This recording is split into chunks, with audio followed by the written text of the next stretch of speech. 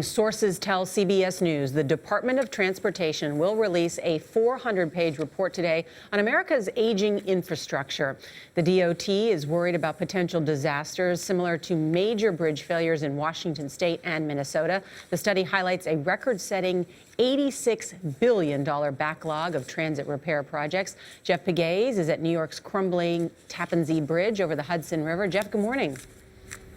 Good morning, Nora and Anthony. Behind me is the Tappan Zee Bridge, one of the most heavily traveled spans in the country. It was built in 1955, built to last 50 years, but even though that 50 years has expired, as you can see, it's still in use and routinely dropping chunks of concrete into the Hudson River below.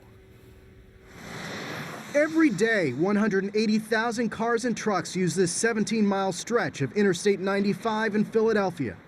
So we shouldn't be hearing that sound. We should not be hearing that sound. That sound means decay, that this is a structure that needs to ultimately be replaced. The Pennsylvania Department of Transportation says it will cost nearly $1 billion to repair, 90% of that from the federal government. SEPTA, the city's massive transit system, is having its own problems. This 91-year-old bridge can literally be chipped away with a hammer. Should it be falling off so easily? No, it's not a good situation. And basically, like I said, the water is moving through the structure. As the nation's aging infrastructure starts to break down, federal funding is falling behind. Secretary of Transportation Anthony Foxx.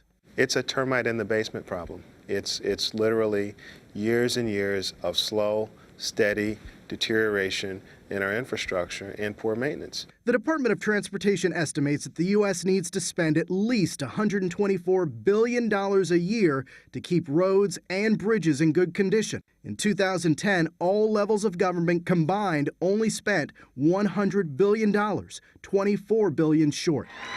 The Obama administration has called for more infrastructure investment, but any new spending will have a tough time getting through the current gridlocked Congress, especially in an election year. It's not going to happen just because Washington divines it. It's going to happen because the people of America demand to have a 21st century transportation system.